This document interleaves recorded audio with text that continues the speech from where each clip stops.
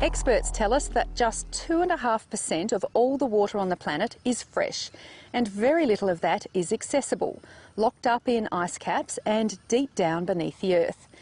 And with so much of the available fresh water used up by agriculture, it's becoming an increasingly scarce resource. A group of international scientists, which has based itself in outback South Australia, has devised a system of growing crops which doesn't rely one bit on that diminishing freshwater supply. And as Pru Adams reports, they're now ready to take their groundbreaking technology to the world.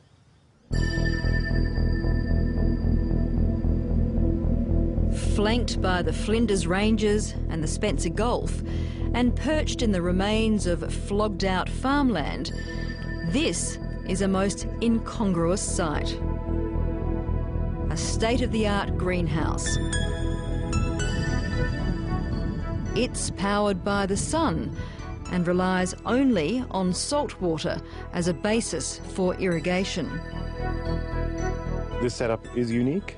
Nobody has done what we're doing before, and to our knowledge, nobody has done something even similar. It consists of concave mirrors. That might explain why Philip Saumweber has been able to assemble a United Nations of water and engineering experts here on the outskirts of Port Augusta. What we were really looking for when we built this team is people who had a passion for changing the way agriculture is done. Rather than lamenting about all the problems in agriculture and the water scarcity and the energy security issues, we wanted a team that was passionate about solving problems and coming up with solutions. He comes originally from Germany, but is London-based, with a background in investment banking and funding big international agricultural projects. He hooked up with Rainier Volterbeek. He's Dutch, with a civil engineering background and a master's degree in water management. He's also worked in Europe and the Middle East. And then there's David Pratt, who hails from Canada and whose expertise is in greenhouse management. Coming from Ontario, Canada, we don't know what water scarcity is. There's parts of Canada that you don't even pay for water because it's included in your taxes. And, you know, coming here to Port Augusta to a dry, arid area that with water is an extremely important topic and a very scarce resource. And it's quite enlightening for me. For years, people have wondered how to make the world's barren places grow and how to use natural resources to make something out of nothing. We wondered too. Then we made it happen. We use the sun's warmth to take the salt out of seawater and bring heat, cooling and power to our growers so that we can produce delicious fruits and vegetables. Nobody has ever done this before. So here we have the solar mirrors. It all begins with a 70-metre-long stretch of solar panels. This is where we collect all the energy. And what you see here is concave mirrors. They focus all the sun's energy that hit these mirrors onto this tube. Rainier Volterbeek explains the black tube that runs through the centre of the panels is filled with thermal oil, which is superheated up to 160 degrees Celsius. And the oil is then pumped through the tube all the way back to a little storage shed, and that's where the heat of the oil is given to a water storage system. A control mechanism then determines how that heat will be used. Some will go towards greenhouse temperature control, some towards powering the setup, but by far the most dominant use of the stored heat is desalination of the tidal bore water. When the heat is given to the thermal desal unit, it meets up with relatively cold seawater, and the temperature difference creates condensation. Nothing more than the bottle you take out of your fridge. If you take it out of your fridge and you put it on your kitchen table, then you see that condensation forms on the sides, and that's what we mimic. It's all done within tubes and can't be seen, but the end result is fresh water for the crop.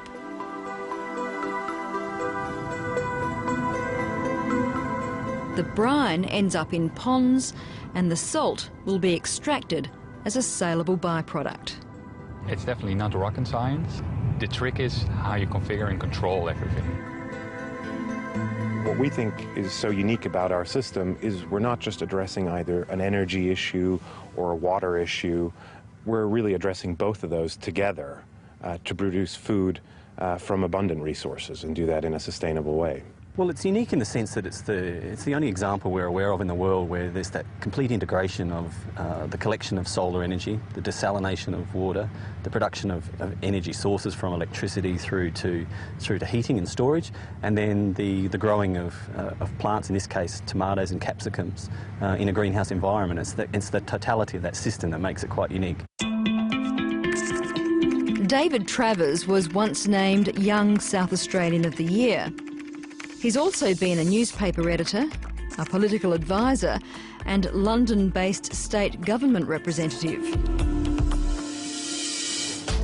Philip first came to me several years ago with a bit of a concept that they'd been developing in the Middle East, looking at the ways in which you'd use solar energy to desalinate water and to apply that in a greenhouse setting. And they were looking at that stage at the Middle East and Africa and an Australian location, and Port Augusta was one of a couple that they were exploring. I was working at the time in the Australian High Commission, and we used to get quite a lot of interesting ideas, and I thought for a while this sounded like just one of those other interesting ideas. But the more we looked into it, the more convinced I was that it had some merit.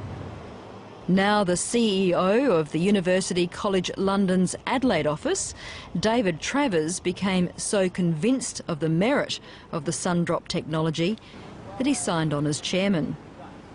The board and other prospective investors were on site the day Landline visited. Right here you can see that we're now growing every single square metre of this greenhouse exactly the same, which is what you try to do in conventional farming, but is never really that possible in farming. David Pratt says that in glasshouses there is more control over the crop. Fertilisers can be more specifically targeted than in the field. Irrigated water doesn't evaporate, and diseases and pests are easier to manage. But constructions are pricey to build and exorbitantly expensive to heat in winter and cool in summer. And the cost of producing that power is often prohibitive.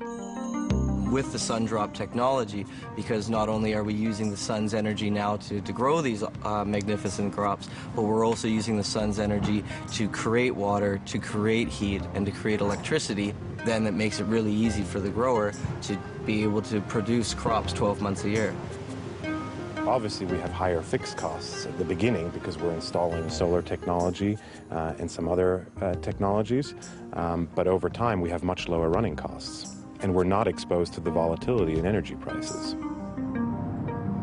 The company believes there can be savings of between 5 to 15% over fossil fuel-powered glasshouses. At this point, they can rely 100% on solar during the summer months.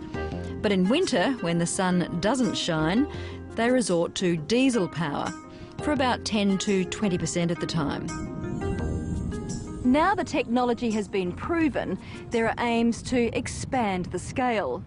This experimental greenhouse is just 2,000 square metres, about 1/5 of a hectare. But there are plans before the local council for an 8-hectare, fully commercial glasshouse on this site. And there's growing interest from international developers as well. We've had very positive responses so far, and most of them are coming from places like the Middle East, where the issues of food security and water security are very topical at the moment. There are places in South Africa where you can do it, Chile, everywhere where it's really dry and there's just a lot of sunlight, there's not a lot of water. This technology makes sense.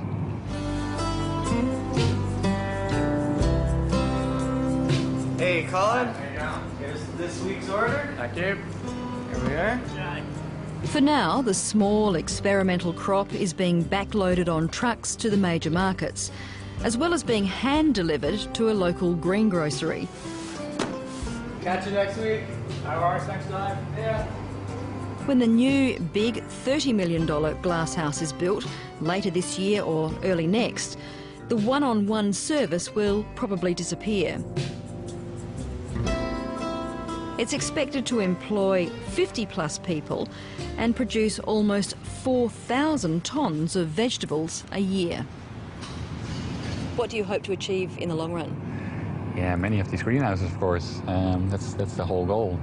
The first step is an 8-hectare greenhouse that's 40 times larger than what we have now. That's all doable. Financially, we're pretty close. Our goal as a company is to grow in this sustainable manner ourselves and operate the greenhouses. So we're very much looking forward to building a base here in Australia, but also expanding the knowledge and the experience that we've gained here to other parts of the world. Will it make you all multi-millionaires, do you think? We hope so, but more importantly, we'll have a lot of fun along the way.